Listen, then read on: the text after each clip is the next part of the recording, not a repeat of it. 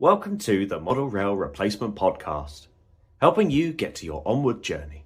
A friendly service that helps you get from A to B, or probably nowhere at all.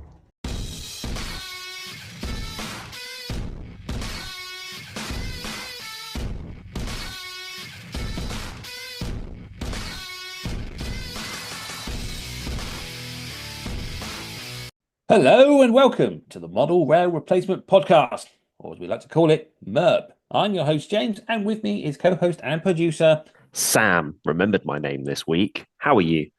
You did remember your name. Well done, you. Good boy. And you get a treat for that. I'm very well, thank you. How are you? Yeah, I'm really good. I'm exhausted. Work has been not hell, that's the wrong term, but work has been very, very busy in the last few weeks. So much so that I have not had a chance to do any hobby. I've sat next to the trains in the loft and to the point where I've been trying to sort out all my work stuff and I've been putting it on the layout. And then I go, well, I can't run trains now because there's actually stuff that I need to do right here, right now. So it's been a little bit odd on that front. But what about you? What have you been up to? The audacity of your employers expecting you to commit time to their operation instead of playing trains? Shame. Shame on them. Yeah, I know. It's disgusting, really. It's disgraceful. Despicable. Oh God, what's the third one? What's the third one? The I think you said audacity. it. You said disgusting and disgraceful and despicable. Oh yeah, there we go. Thank you. You got Anyone two who of them. doesn't get that, I put the third one in there, but then that obviously threw you. I think it's because I thought I only did one, but clearly that's where my brain is this week. What about you? You need to be the one to save our hobby chat this week. So what have you been up to? I finally finished cleaning the garage. Oh yeah, go on, tell me Oh more. yeah, yes. I proper cleaned it. I mean, this was a proper spring clean of the place. I went through the scrap box and threw bits out that I keep in there. Going, I might need that one day. I never will need it. I will never use it as on a model or anything. It was just a bit of spur off a kit that just needs to be thrown away. So I did that. I threw old paints away that had dried up, paintbrushes I didn't need anymore, random tools in my toolbox. There's some tools I didn't even know why I bought them. I didn't know what they were for. Gone. Tweezers that didn't even meet in the middle. That's the worst, So isn't it? they were, why am I keeping these? They don't work. They're useless. In the bin. Off they go. Cleaned it. It's really nice in here now, which meant then I could continue with the 009 build. And I have done. I've done the most tedious part of any layout build, the one I don't enjoy, and that's wiring. So it's almost wired up. I just need to put the switches on, wire it to the connectors, and then I should be able to test the track and make sure it all works. And then I can start putting scenery on module board one.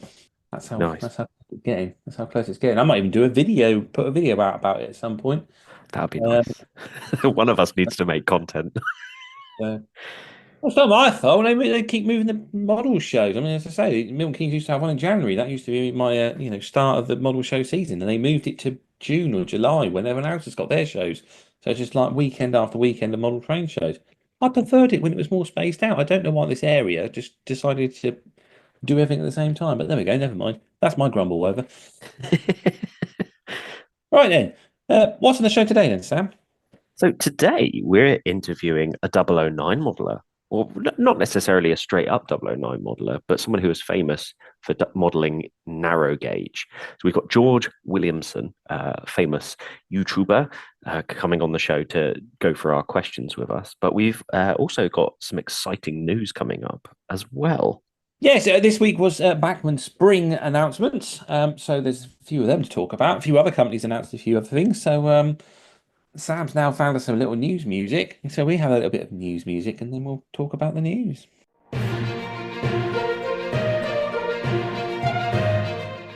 So I suppose we'll dive into the Bachmann announcements and Sam. Yes, let's dive into those. I think we were talking before recording, and I was like, oh, it doesn't feel like there's as much as the Hornby announcement. And then that's obviously because Bachmann split theirs up into four seasonal announcements and Hornby don't. So it's not going to be a full hour intro for this one going over the announcements, but mixed reactions on this one from what was actually available.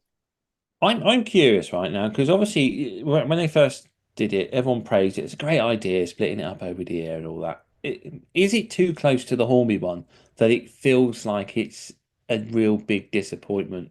because it is a smaller announcement, even though you know you get it later in the year? Is it that instant gratification that we just want? What are you doing this year? The whole lot in one go? Um, It's the constant argument, isn't it? Like, there's some expensive things on this list that we would like a big run up in order to save, put money aside, however, because some of these are going to be coming out of in the next 3 months, and we're expected to be dropping £500 in order to purchase these, which some of us don't have. But a lot of these are the kind of things that are going to sell out almost instantly. So you kind of feel like you have to purchase it, and you would just like a bit of a run up. You almost want it to be, here's your £20 to £30 announcements. Here's your so and so, and the bigger the announcement, the further off it's going to be. Would be a nice way of doing it. But yeah, I think so. What time? What do you reckon? £50 per month. So every month, every £50 it goes up by, you have to have another month's warning. Would that be a suitable target? yeah, I like that. That's a good idea because I mean, there's going to be no surprise from me on one of these, but I think that that would place it so that you're looking at 10 months for the £500 items, which, yeah, I think that's a really good idea, James. James, put that out to the manufacturers. Here's what we want, or offer us a payment plan. That would also be a good idea.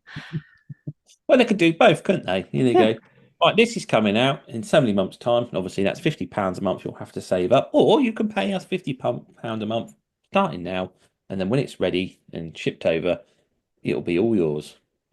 Mm. So there we are. I So, think well, we've saved the model railway industry.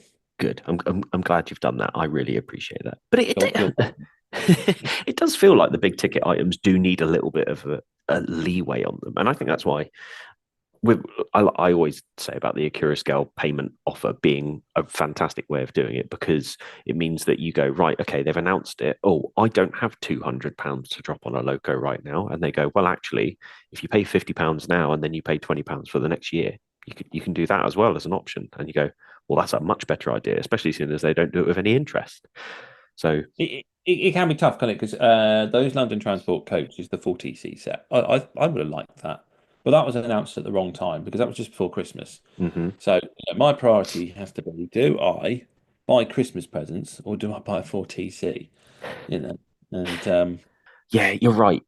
Bringing out an item like that just before Christmas was kind of it's kind of like, well, that whilst it's lovely, who has that kind of money just before Christmas? and I knew there was some pre-orders from Hornby also on the high seas on their way in. So going out and buying the 4TC, aware that these other things are coming in with the other expenditure around Christmas, it's just not feasible. It's so yeah, a bit more warning on the big ticket stuff would be nice, I reckon.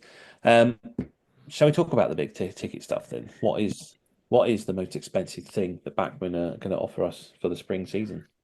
So for the spring season, we've got it's a re-release in essence. So Bachmann they've slightly retooled it from what I can understand. Um, they previously released the Class 450 and the Class 350 four-car EMUs. So those of you who don't know, the 350 is an overhead fed electric multiple unit, and the Class 450 is a third rail fed electric multiple unit. No surprises here as to which one caught my eye. The Class 450 four-car EMU in Southwestern Railway livery. Now, if you want to get the non-DCC sound option, that will cost you £500 with no discounts from your retailer, or it will cost you £599 with no discounts from your retailer. Now, there are retailers that you can look at where you're getting almost £100 off that for the sound fitted version. So if you want to find a deal or speak to your local retailer, see what's available to you, you can pick that up. The 350 also comes in the London Northwestern livery, which does look very nice. But one that caught my eye, despite not being my area, was the 350 in the first Trans-Pennine Express livery, which I don't know if it runs with the same stuff that you run, James. It's not an area that I'm used to, but it does look lovely. They're on the west coast, no, yeah, west coast mainline side of the Pennines. I think they do like the Manchester Airport runs and stuff like that, along with the. No, I'm not going to say it because I'm going to say I'm wrong. I think it's a 320. but I'm not sure. But not so. It looks a bit like the IET, but it's not. It's a variant, but it's an electric one. Anyway, yeah, West Coast mainline based. The Transpennine livery looks nice on pretty much anything they've painted Transpennine on. So that is quite a delightful looking model. But I've decided not to model overhead, so that's my wallet, nice and safe from that one. I do. I am seriously considering the 450 and Southwestern Railway livery. So when they previously released these were available in the orange and blue Southwestern livery, which was fantastic, and they sold out very, very quickly. This is in the new blue and grey Southwestern Railway livery, so the stuff that you can ride from Portsmouth to Waterloo now.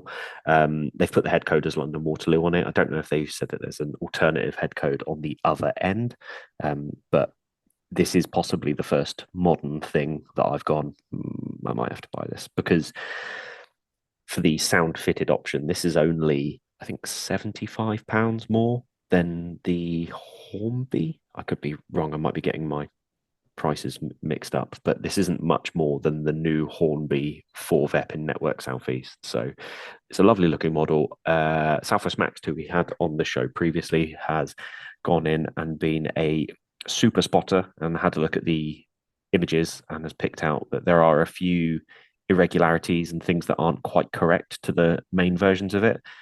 So if you want to go and have a look on Max's Instagram, he will show you what's wrong compared to the real life versions of these. However, if you're not that worried about it, you can pick one of these up for, as I say, they're $599.95 from your retailer before any discounts. There we are. It was the 397. That was what I was thinking of. Class Thank 39. There we go. Yeah, right. Yeah. So, yeah, sound fitted. Then I think it's the first for these models as well from Bachmann, and obviously they are the bigger ticket items. Next up, it was a bit of a surprise under the EFE range. They're going O gauge.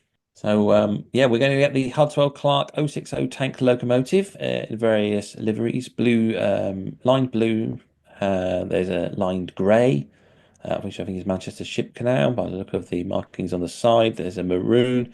I think one of these worked in like a sugar factory or something like that. And there's a green as well. Everyone's favorite colors basically.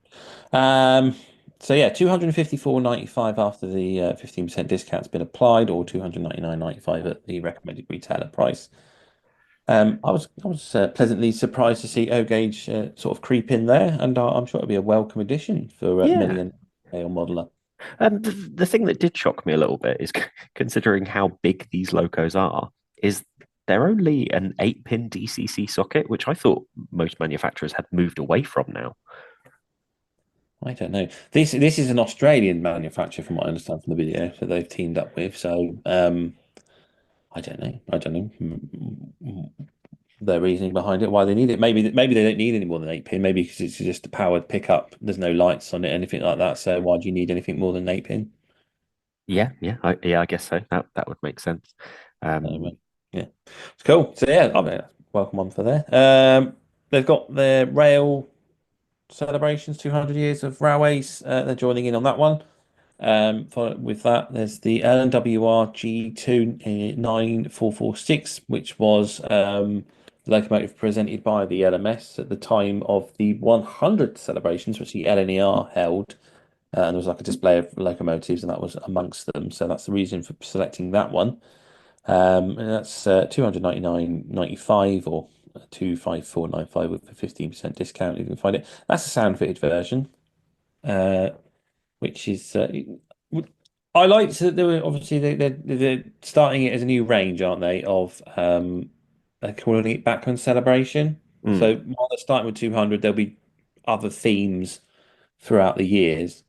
The only thing that annoyed me was that when they started the video, there was several standard gauge logos that popped up, and then there was a narrow gauge Baldwin popped up, and I was like, oh, yes, there'll be a 009 announcement. There wasn't, apart from signal cabin. So that was that. Various pannier tanks in both N gauge and OO gauge. So the 6400 class coming in at 109.95, and the 5700 class coming in at £106.20. And then bizarrely, some of the 6400 classes are a little bit less at 106.20. You just have to take a look and see what you like, because the prices are roughly £100 to £110 for the various 6400s and 5700 class. The 5700 class is part of this Rail 200 celebrations, as it was one of the locos that was taken out on the 175th anniversary, I think. So yeah, plenty of panniers to choose from there. The FE range sees a bus garage return. This is at 109.95 recommended retail price. So if you want a nice big bus garage, is that out there? March East Junction signal box is added to the Scenecraft range in 00 gauge. I think these look great. It's quite an iconic signal box as well. I think it's sat outside March Yard, if I remember. So you quite often see photos of the 31s that used to come out of there with their freight trains next to that box.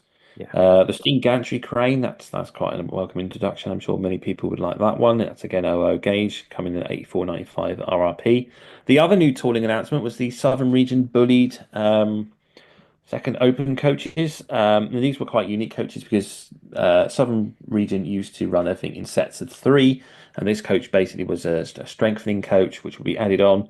So you'd see it all over the place. You know, if you were on the right down the West Country, sometimes you might see this as the last bit of the train heading off towards Padstow with the holiday makers. West Country, like Pacific, with one coach behind it, it can be modelled, and that now you can do it. You get the loco, get the coach. They're 74.95 or 63.70 with a discount in various colours of maroon and green, and blood and custard as well.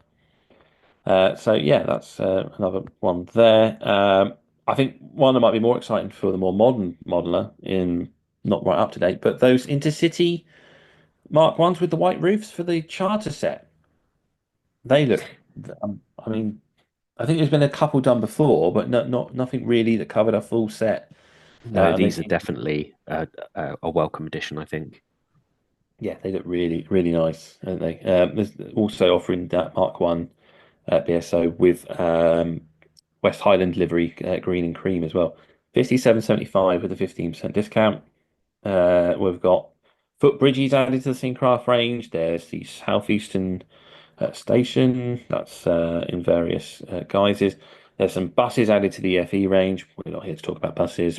It did feel like the buses went on for a very, very long Oh, time. didn't it? It was like a video about buses. Just I'm not here for the buses. Some res parcel units in Engage, £36.50. One that you'll probably be quite keen on is the VAA and VDA vans in rail freight, making a return to 00 gauge. I'm happy about these. Rail freight livery, there's the original brown livery, there's EWS livery, there's quite a few of them as well. So yeah, and that really big rail freight distribution. I don't know how many of those vans were about. It must be like a unique livery, but yeah, exciting times. Great Central Railway mess room for the Scenecraft range. There's a waiting room. This is for the Engage range. I assume it's a Scottish waiting room. It just says stone waiting room blue, but looks very Scottish. So I'm assuming it's that. Sawmill in 00 gauge. That looks great. Various guises for that one. There's a weighbridge, the narrow gauge, 009 announcements there. And let's get into the big thing. We always like talking 009. It's a signal cabin in green or brown. There we go. That's 009 covered for this one. Various wagons announced, including a special 200 railway wagon, which really caught my eye just because of the name of the company, Tarslag. Sounds like saying EastEnders. Yeah, it was. I was like, did I hear that right? So yeah, you Tarslag. That's a new one for me. So yeah, various wagons. We've got a few more houses in Scenecraft range. VGA vans in Engage. I think that'd be a nice welcome addition, including they've got the Springwater branded ones as well. There's Rail Freight Red, Rail Freight Distribution, EWS, so plenty to choose from there. 5 plank wagons also available. A few more Scenecraft bits, and I think that's pretty much covered all the announcements up until the little bits and bobs at the bottom of the page. So that's pretty much the Bachmann announcements covered. I was really hoping for something 009. I'm really shocked that there wasn't anything, and also like from the NG7 point of view, Bachmann obviously announced their NG7 stuff last. I think we said it was the spring announcement last year, but it wasn't. It was their summer announcement, but it was obviously done in the spring. That's probably why we got confused. I was expecting something, and I was just genuinely shocked that it was just a signal box. I was like, oh, I feel like they're really missing a trick here. But then maybe we think that because we love 009. So yeah, surprised, Maybe, but but yeah, yeah. I don't know. Just one of the models to make a return. The Baldwin or the Corey Hunslet. Just something. Just give us something. I feel like it was the first announcement we've had from Bachmann in a very long time that didn't include a 37 or a 20. So I guess that's something. Oh, you have reminded me though. We have missed out the Bachmann Collectors Club announcement, Yes, we which have. was the experimental HST. Um, which I think is a bit naughty because they did it as a special edition with locomotion as a single power car. And I remember watching people on YouTube complaining, going, "Oh, I wish they'd done the other power car, but it's just this one." And now you can get it in a two-pack. So that's available through the Collectors Club. And the alternative is the single power car with a full front yellow end when they were retired into the Rail Technical services at Derby. So that was it. That was it, wasn't it, for the Collectors Club? I don't think there was anything else that was snuck in there.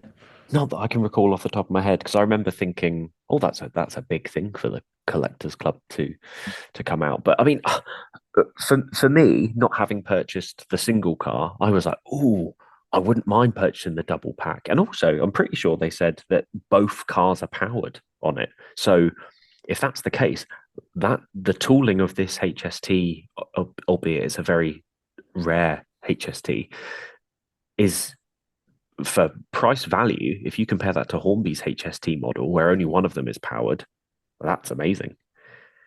Yes. Yeah. As I say, there's a lot of rumor mill going about HSTs at the moment, so may not be the only ones that announce something. But yeah, it's. I mean, they do look nice models. They are very interesting. Obviously, a one of a kind sort of thing, and everyone likes to collect those types of models these days, and much more popular. So yeah, uh, I think that covers everything for Bachmann then. If that now we've remembered that they're Collectors Club own models. On top of that, then Pico have added, as we mentioned, nothing in the NG7 range, but Pico have got 16.5 gauge covered. As they've announced new wagons and coaches to their range. These include slate wagons, there's an open workman's coach, and bolster wagons added onto that. Uh, this one is we don't usually cover sort of European stuff, but it caught my eye, so I thought it was quite a cool one to bring to people's attention. Marklin have gone in conjunction with AC/DC, not your power supply, but the band AC/DC for a rock and roll train set. Now, this is all I know at the moment. There's no other information on it. There's further info to come, but I was quite excited about this. I thought it might be quite cool. See what comes out of that. I mean, Uh, here's the irony to this: is we've been slagging off Hornby for creating Beatles tat, but I've it's Marklin, so I'm imagining that the quality of what they put the ACDC name on is going to be pretty high versus the ridiculously old tooling and outdated products that get the Beatles stuff slapped on them of Hornby. But I just wanted to clarify that we're excited because it's a company who aren't notorious for yes, but also slapping. it's a band I like, so maybe that's. I mean, I do like the Beatles, but I mean, if I picked an album to listen to, I'm more than likely going to pick an AC/DC album over a Beatles album. Yeah. Um, It's more that I didn't want people to call us hypocrites because we were just like, oh, we're excited about this. But actually, when it comes to the Beatles tat that's provided by Hornby, we're like, eh. So it's You know, more. you know what this means, though, Sam. You know what this means. This means that my dream of a Slipknot themed train could just be one step closer. You just never know. That's Lincoln Park, I'm afraid. I'll take Linkin Park. It'll do.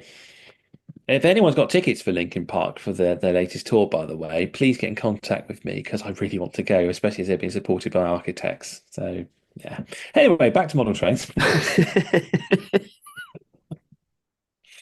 Love Architects, one of my favorite bands. Anyway, that's all the announcements. But on top of that, Curascale have put out a announcement that their panniers are to be delayed, and this is due to a few minor niggles on the production samples that they weren't happy with, that people had pointed out, including my friend at work who was sent them an email, and he's like, "They haven't replied. They haven't replied." Well, they have replied to you now, Owen. It's in the email. They have indeed looked at the issue that the door straps are too close together, so that should please him.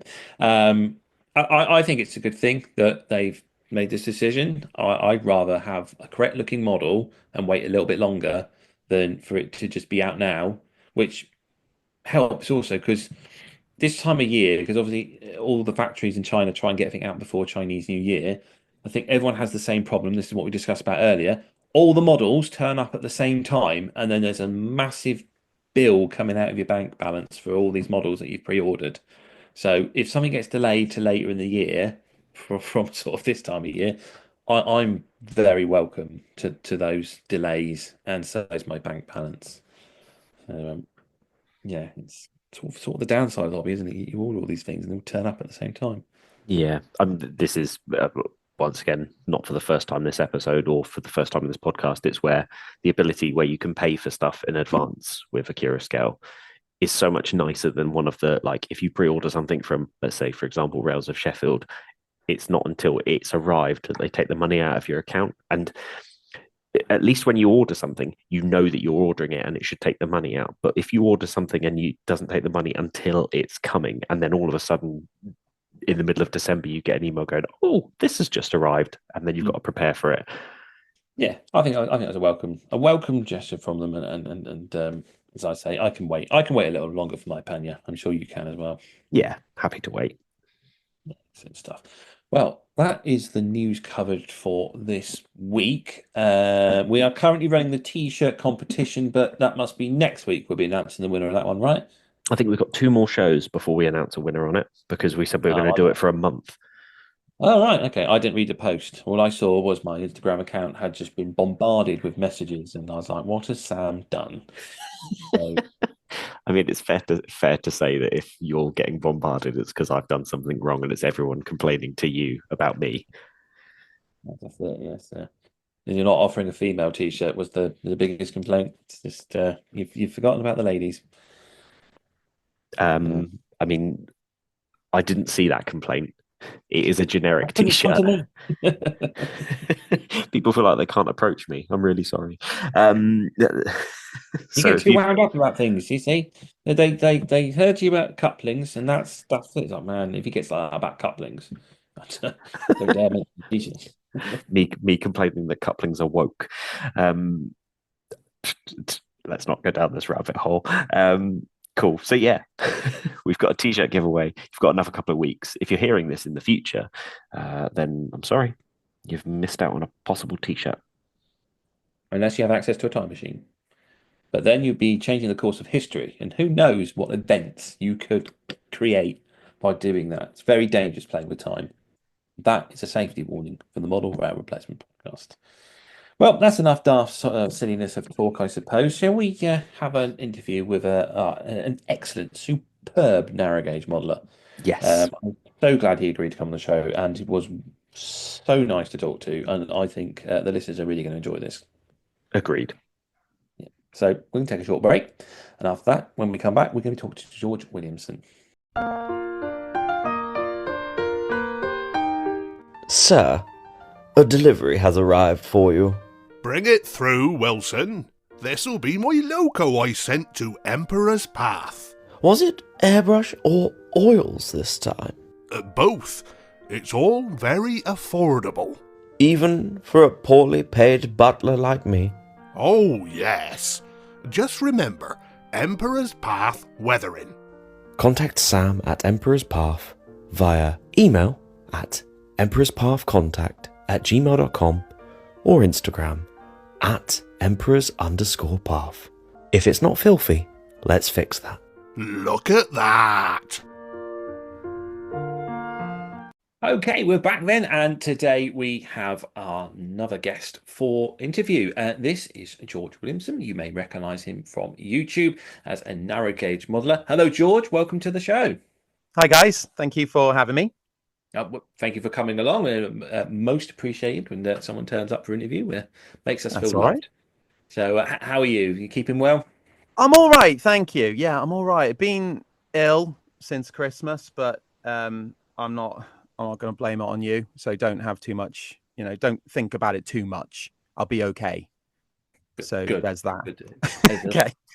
Lots of illness been going around since Christmas. Yeah, so much. I work in a school, so everyone's ill all the time. Like I had a lad sick in a bin in my room, so I was like, okay, great. I'll look forward to that. Good. Yeah, I'm a bit like that when the children come. Usually when they start the new term, you're like, "What will I get this week?" It's Yeah, usually it's the lovely. question, isn't it? Excellent stuff. So, for those that aren't familiar with you, can you just give us a little bit of background about yourself and your modelling? Yeah, so I am a narrow gauge modeler. It didn't start like that. I started gather round everyone. I'll tell you the story of my life. I started as just a standard modeler, as in I think it was my granddad had a store in Welshpool, and he built my first model railway on the back of a door or the front. Is there a front or a back on a door? I suppose there isn't, is there? It depends which way you. I don't know. Anyway, it was on a door, and it was just like a classic loop with a side and things. I was like, that's good. And at the same time, my other granddad would take me to the market in Welshpool at the weekend, and there was a man with a second-hand store. And thinking back to it, I really think that because on the way back from work today, I was thinking about this guy because he closed his stall not long after that. And the saying when they say one man's trash is another man's treasure, like I couldn't think of something that fitted that better, because I remember buying like my granddad would buy me models that didn't work, or I remember he got me the Eurostar, the 4-piece Eurostar, and it had parts missing and all this. So there was that. Anyway, I started like that, and then how I got into narrow gauge was, aside from holidaying in Towyn, so I basically grew up on the Talent Inn. I bought a model off eBay when I was a teenager, a very young teenager. So it was one of my first purchases. And I thought I was getting, do you remember like you have like Hot Wheels and was it Matchbox cars? Like actual models. I was like, oh, it's going to be a model of Sir Hayden. That'll be really nice. And it turned up and it was a kit of parts. And I was like, what in the IKEA hell is this? Like what am I doing with this? So I looked it up and I found this forum. It was New Railway Modelers, if you remember that. It was I think they're still going. Forum, yeah. So I joined this forum and I was like, oh my gosh, this is the thing people do. Like they build, I hadn't seen it before, building your own models. So I built this Sir Hayden, and it was built and it did run, but it was horrific. Looking back, it was the paint was like Braille on it. It was really bad. But it got that, I got the bite at that point. I was like, oh my God, this is brilliant. I can do more of this. So I spiraled that way into it. But I'm now more well known for my tiny little YouTube channel, and that started through COVID, like a lot of people are. But the way mine started was I was working in a lab and a mortuary in a hospital. I caught COVID, and it went wrong, as in I started to die from it. So I ended up with like sepsis things, blue light to hospital. Anyway, I couldn't get back to work because I ended up with long COVID, and I think it was nearly 2 years, and I kept trying to get back to work, and I'd go for a couple of hours and I'd be falling asleep. I'd be dropping and smashing things. I was like, this is no good. So I left the NHS and called it quits. And my wife and her friend kept saying, like, I was doing trains anyway. And she was like, why don't you just film it for people? I was like, because they're not going to care. Why would they care? And anyway, and she got her way, because that's how marriage works. And then and it just sort of spiraled. I ended up doing it every week. I've got a video coming out every Friday, and it's just sort of taken over my life. So I work full time, but trains takes up pretty much all the rest of the time. So yeah, like I say, I'm predominantly a narrow gauge modeler, but I won't say too much. But that's not, I'm going to be changing that up after the Nank Vernal project, if you're following that along.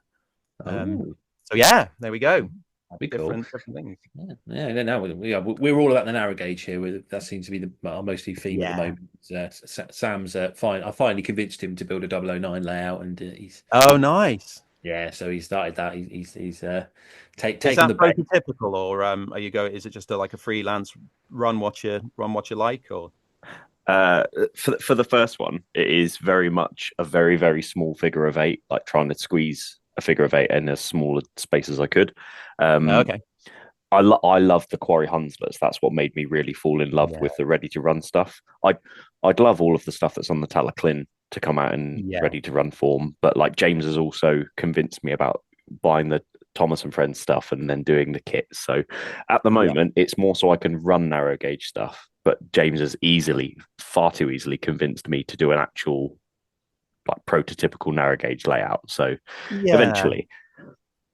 Okay, well, it's a slippery slope, isn't it? Because it's going to be the same in any scale, but without a particular prototype, your wallet's going to be in for a world of pain. Because if something comes out, you go, "Ooh, I could run that," and then where to stop? That's exactly how my 009 layout is. Yeah, that's it. That's it. Or you watch videos where someone builds a Garrett and out of two class A shunters. They are good, aren't they? Those Garrett. James even pre-warned me a couple of weeks prior to you bringing yours out. He said, "Oh, you won't be able to fit a Garrett on that." And then you did your video, and I was like, "You know what? You would that Garrett." I mean, it's obviously the loading gauge is horrific, and it does smash everything on the layouts I put it on. But it's designed to go around really tight curves.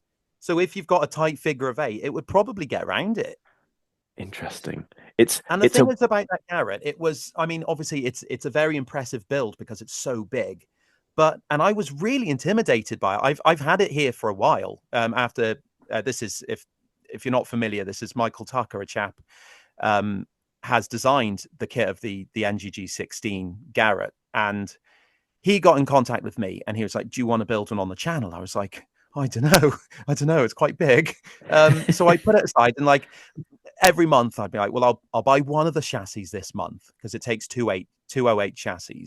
Yeah. So I was like, I'll buy one this month. I'll buy one next month. And then I gained all the parts, and I was like, well, I can't do much now apart from build it. And actually, it was a really good, easy build. It obviously takes some time to do if you go into I did the full lining and things like that, but it was less stress than the Falcon that I've just built for Corish. So that's really good. I think because I think I mentioned to you when I was asking to come on, I think Mike had contacted me about the Garrett as well, and I'm exactly the same as you. I was like, it's going to be too big for my layout, and I don't know if I would be confident. And I'm glad he went to you in the end, and because you've done a far better job than I would ever have done it, and it looks really good. I was really impressed with it. Oh, thank you. Yeah, I was quite chuffed. I mean, I got a lot of the weathering. Obviously, we were saying before we started this up about my controversial black wash, and I personally really like it. And the Garrett was a weird one because I was recommended to use this particular color, and I think it was Humbrol 20, the enamel, for the color. And when I put it on, I was like, this is red. And if you watch the video before the final one where I weather it, it's really red. And I was like, this does not look like the Garrett that I'm modeling. So I took a spin for the last video. I was like, I'm going to just make it look a bit more like it's actually in use as opposed to preserved.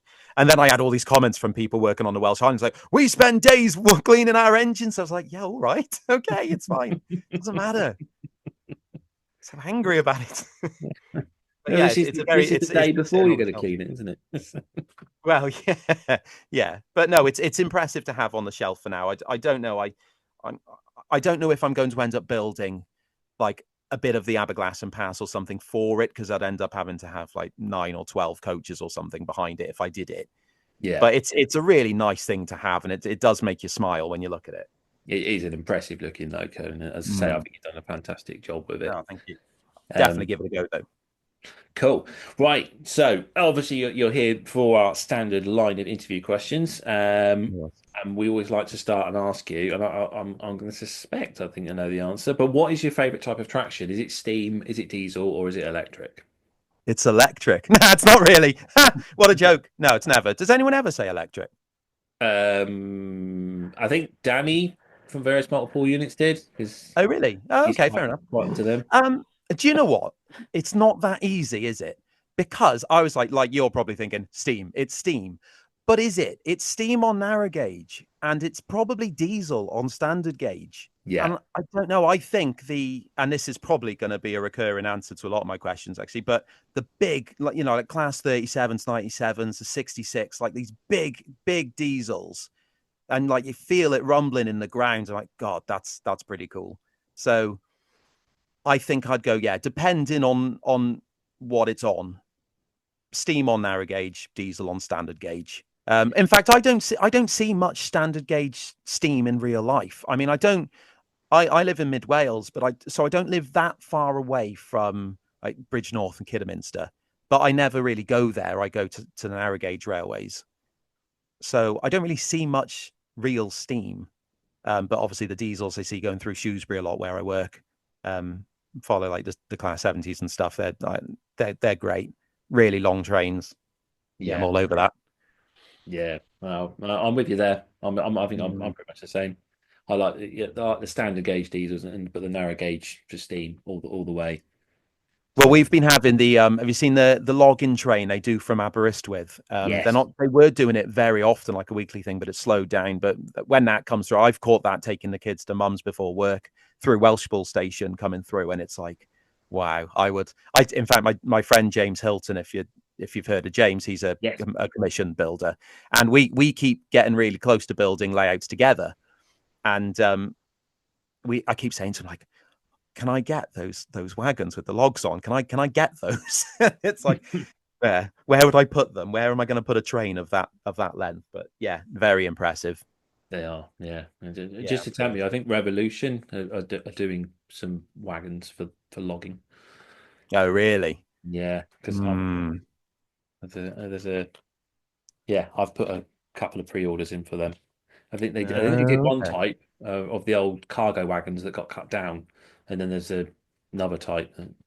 I'm not so afraid with the number. I didn't know I ordered them. But see, this will be the same problem we said before. As in, like, if I did that, then it opens a can of worms for a whole other section that I could be wasting money on. Yeah. I did go with, like I said, with James. We planned this Cambrian layout where, because he likes the older stuff, and I like the modern stuff. And we said, well, we designed this layout that would be like a panoramic view, a really thin slice, really long, thin slice of Cambrian.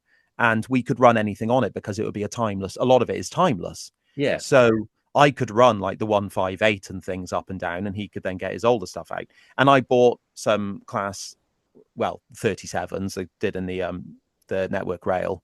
And I had all this stuff building up, and I was like, oh no, this is going the wrong way. So then I ended up selling it all then. But it's funny, every couple of weeks he will send a message and you'd be like, do you want to do that again? It's like, oh, I don't know. Yeah, possibly. Yeah. I can see the appeal, though. I can see we went to Barmouth last year, and instantly I like looking around because we took the train, and yeah, you're like, this is beautiful. I'd love to model this, and I did buy a book. That's as close as I got. Well, do you know what? There's funny you say Barmouth. I've got a picture screenshotted on my phone of it was a drone shot of I think it's as it comes over the long bridge and it goes around a long sweeping curve and it goes past like a little bit of harbour. Yeah. And I took this photo. I was like, this photo, I showed people. I was like, do you think this is a model or real? And they're like, oh, it's obviously a model that's made to look real. I was like, no, that's real. And it looks like a model. So I was like, I'm going to have to model that at some point, which is a very, that was one of the ideas for the next project on the channel. But like I say, yeah, it's a very modelable, if that's a modelable railway. It's a word. Yeah, let's go with that. Yeah, no, the bridge would be amazing. Yeah, that just would be incredible to see modelled.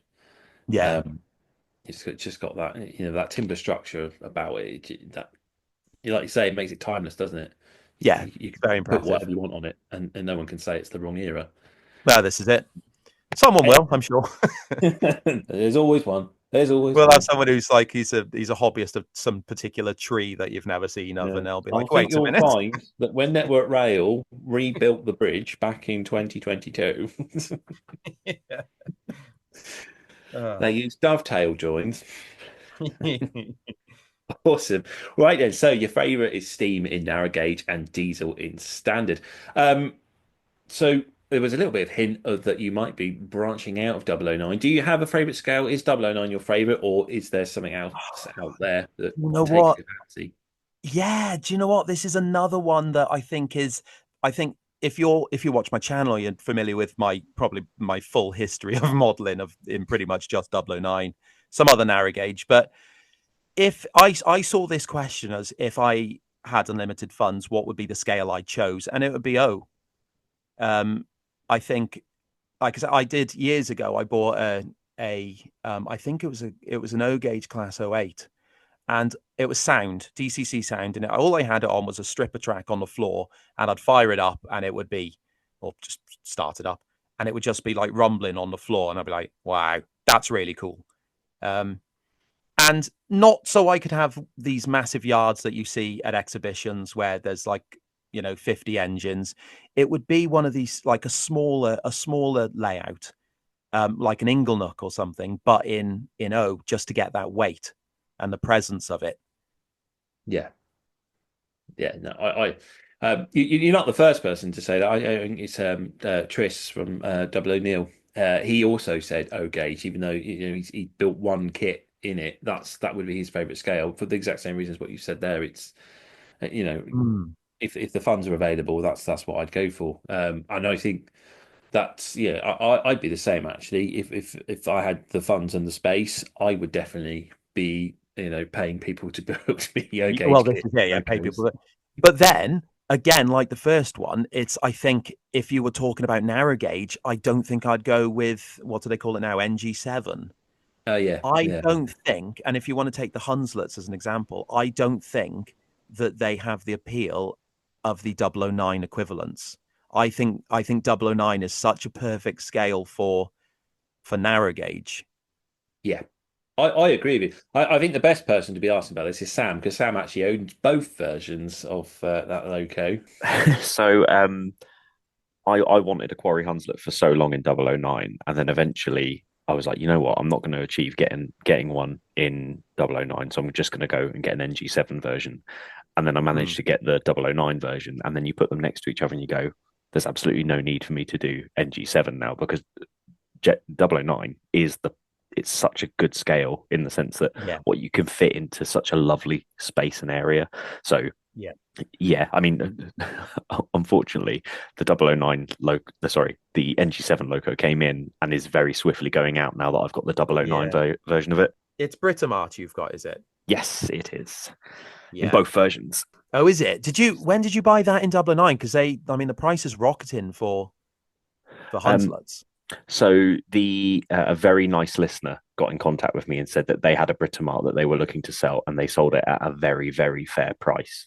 Oh, well, fair play. Yeah. So if you want one, put the shout out saying that you're after them. No, I tell you what I do want. I am after, and I've actually got. What am I thinking? I have got if you want to call it NG7, but it's a 16.5 Welshborn Lamver Bay Peacock. But the old Chivers Fine Lines did a kit for one, like a resin and brass kit, and I built one because when I was still ill, I was doing commission work before I did the YouTube channel, and I was. I think. Do you know Joey from Statfold? Really good photographer. Yes. I did a lot of commission work for him, and one of the models he passed over was a built Bay Peacock, and I was like, I didn't even know they made those. And obviously, Welshborn Lamver is my local line, and I was like, well, if you ever see photos of that pre-preservation going through the town and over the little bridges, I'm like, that needs a model. So I was like, oh, I'll do it in 009. And I did it in 009 and then ended up selling it all because I didn't think it did Welshborn Lamver justice. So then I was like, well, I'll try and get one of these 7mm ones. So I think it really depends. I don't even know why I brought this up now. But that's okay. I've just gone off on a tangent. But I think it depends on the railway, doesn't it? The scale. So like Welshborn Lamver, I'd go with a larger one. But yeah. Yeah, actually, yeah, no, yeah, I think you're right because the Linton and Barnstaple, that stuff that's come out in 16.5 there, I saw that in Tony's shop, and I was just like blown away by how gorgeous it looked, and I think it did so much more justice to how wonderful those locos are than what the 009 versions did. Yeah. And do you know what's really funny about that? That's is it Lionheart made that, is it? I think so. I think Yeah, Yeah. it is. So what's funny is, so the village I live in has got about a population of about 7 living people in it. And it turns out that one of those people is the guy who owns that company. And they invited me down because I was working on the Talathin one day, and I was I was firing one of the engines, and someone came up and he was like, "Oh, I listen to your channel and stuff." And he was like, "I got a mate in the village who does trains. You should come and meet us whenever we meet in his attic. We're building a layout." And it turns out he had had all the Linton and Barnstable stuff there before it was released, and it was all in his loft. He's building a big layout for it. I was like, "No way!" What are the odds of that? That's brilliant. Oh man, that's Yeah. amazing. So I have seen it, and it is incredible. I mean, like the coaches are stunning. Yeah, they're beautiful, absolutely beautiful. Yeah, I was in the shop and I was that moment of madness of just taking one off the shelf and just buying. I was like, no, I've got enough projects as it is. It's cool stuff. Excellent. So, right, that was your favorite scale. It's O gauge. If you have the money and the space, you go for O, and I don't blame you. So I mean, you have lots of wonderful models, and I mean, they're all pretty much personal to you, I suppose, in the sense that they're hand built. Do you have a favorite loco? Yeah, and actually, I changed this since you sent the question over. I changed it so many times, because the Garrett came up, and I'm not that much of a fan of the Welsh Highland, but I was like, oh, it's pretty, it's got impact, so I liked that, and I liked how it was designed. But then I started thinking about the TR engines, and then it's hard because number 4 in the grey, I think is an incredible livery for it. I was so happy when I saw it. Even that took way more hours than any of the other engines because there's so many levels to the lining that I had to do on that one. But then I think I ended up with number 6, which is Douglas. That is in the blue with the roundels on the side. Yeah. And this was a really weird choice because of the fleet on the Talathlin, this was my least favorite, and I always got shot down at the railway, and I brought it up because it's like everyone loves number 6, and I was like, I don't know why. I think it's really silly. I always like the chorus engines, until I started volunteering there, and then I fired it, and I was like, I think I was soul bonded. Like this thing happened between me and Douglas, and I was like, oh my gosh, yeah, no, I love this. I love this engine, which is why if you look at my model of it, that's me on the footplate. Yeah. Because I got, Model U scanned me, so that's the engine I chose because like it's the first one I fired. Also, Westcliff Works made the body for it, and I appreciate that Westcliff Works, Alec, it's very hard to get hold of them because they work and they're in uni. So it's really hard to get hold of things from them. But the stuff you can get is so well designed. And I know we spoke before about who do you say was doing the resin printed stuff that you Tom. Yeah, Tom. Yeah. So you're saying about the quality, and I think, like resin printing is been an absolute game changer. And companies, well, I say companies, chaps like Alec at Westcliff Works, or even Evan at, if you've seen mini builds, I've started with their stuff as well. The quality that they're able to produce these at is just different level. Yeah, they do. Actually, they look really good, don't they? Yeah, they do. And I think I sent you a photo, did I, the other night of the Falcon I've just finished? Yes, you did. And I'm not happy at all with that one. In fact, I'm really close to selling it. And it's a weird one because I said it's come round in a circle because that was the first kit I ended up getting when I started narrow gauge modeling, and now I got another one. I've done it again, and I don't know if it's that I'm used to modern chassis like the stuff taken from the Thomas range from Bachmann, or the resin prints being of such a high quality, but I built this thing. I'm like, I don't think it's good enough. That's So interesting. yeah, I don't know if it's that it's of its age, and we've come on so much. So yeah, I would go with my Douglas. Doesn't pull very much because it's so light and there's nowhere to add weight. But it's such a great little, and it also if you've tried the Engage Percy, I mean the chassis for an 040 is sublime. Like it doesn't stall on anything. It is, yeah. I've got a Percy. Yeah, and it was like I let my boy borrow it, and it's like one of the best Engage locos I think we've ever owned. I don't. Have you had the problem that the motor has melted the plastic housing that held it in place? Because No. ours has been used so much that the housing melted, and I had to in the end I got brass rod to hold it in place Oh, because right. it's yeah, I was that's the only flaw I found with it. But yeah, as you say, yeah, it won't stall on anything otherwise, will it? It runs really well. Maybe it's just I mean, I don't, especially on my layouts, I run things extremely slow, as slow as I can, really. So maybe it's that it doesn't get hot enough for it.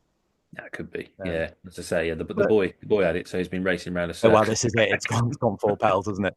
But the other one was going to be obviously the Chorus tattoo that I run on Chorus has been.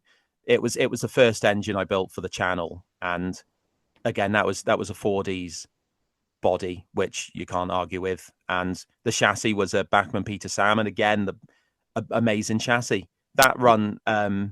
That's run every exhibition I've done by itself, and you know, you talk about the one that I did with Rapido. That's a 2-day event, and that thing ran without stopping. It was really impressive. No issues at all. Yeah, for Thomas the Tank Engine models, they're really good models. They And really are. Yeah, really good. yeah, because you did the Renius Narrow Planet Kit conversion. Yes, I did. I've done one of each. Oh, do you have the 4Ds one as well then? Yeah. So my which way round is it? I think the Talentlin number 2 that I've recently done Yeah. was that the 4Ds? Yeah, that was the 4Ds, I think, and the other one, the Renius that I did for the Audrey extravaganza build, I think was the original Dolgoffication kit from Narrow Planet. So which one do you go for? Because I've done that Narrow Planet kit, and it was a lot of work. A lot of work. I don't know, and I have been asked this before, and it's annoying because I don't know, because the 4Ds, the issue you've got is that you've got stepping on the boiler because of the print lines. If it wasn't for that, then that would be an easy shout. But because you've got the smooth boiler on the other one, it does take more work because you have to put all the new pieces on. But then again, it depends what you want, because if you're a railway modeler and you want to build a model, then the Dolgoffication is a more satisfying build because you are actually getting hands on. Whereas the 4Ds, obviously you paint and go. So I suppose it's personal, and I like them both really for different merits. I think if I was going to do it again, I'd probably go for the 4Ds, just because there's so much more detail on it. Yeah, that's fair enough. Yeah. No, I mean that was more of a personal question than a listener question. I was just if I did it again, I mean I've got another kit I bought. Obviously, they come out every now and again. I was like, I'm gonna get another kit, and then when I get round to it, I'll do another one. And then I've seen having done the Chorus tattoo 4Ds kit. I was like, it's pretty impressive. Maybe I'll go down that path with another Renius, but yeah. Well, I've got a couple of the tattoo. Obviously, I did number 4 for the TR and the Chorus tattoo. The only issue I found, which you might have found, was when you put the cab top on, it was quite hard to get it sitting flush on the back of the cab. Yes, it almost bent outwards a bit, so that took a bit of fettling. But apart from that, I think, in fact, my tattoo, I think you probably struggle to see that it's a 3D print at all. I think the stepping is very minimal on that one. Yeah, I think it's really good. Yeah, I was really impressed with it. I picked the kit up when we visited the Talaclin, and when I got home and had a go at it, yeah, exactly the same. It was the only issue was the cab, and I can't remember how I resolved that in the end. But I did manage to get it to line up. But yeah, as you say, that's the only slight difficulty with it, isn't it? Yeah. But it's, I think we're at, like I said, we're at this age now where we have access to all. Like when I started modeling, I never got to the point where I could build a Tatlin #1 because I couldn't get hold of the kit, and there wasn't a Tatlin #4 Tom Rolt. You couldn't get one, and this was obviously before 3D printers anyway. So I couldn't get all the engines, and the ones you could get in white metal, they were designed to sit on these random N gauge chassis, so they were sort of elongated or fatter than they should have been. So this now, like I sat there the other day, I was like, my God, I've nearly done the whole fleet, and it's so special to be able to do that now. I've got to fit it. Obviously, I've got to wait for the Sir Handle to come out, which is not far away. And one of my next builds is going to be TR #1, which can be a Scarloey conversion again. And then it's done. I've got all of them, which is great. That's pretty sweet. Yeah, that's and a wonderful fleet to have for I visited the line. Last year was the first time I visited the line. I've been wanting to do it all my life, and then my boy wanted to do it, and it's lovely. It is a beautiful, lovely, lovely line, and yeah, it really is, and lovely people. It's such a friendly line. I love it there. Awesome. So number 6 from the Talaclin is your favourite model, and I have seen that that kit from yourself, and I think Tom Foster also has it for.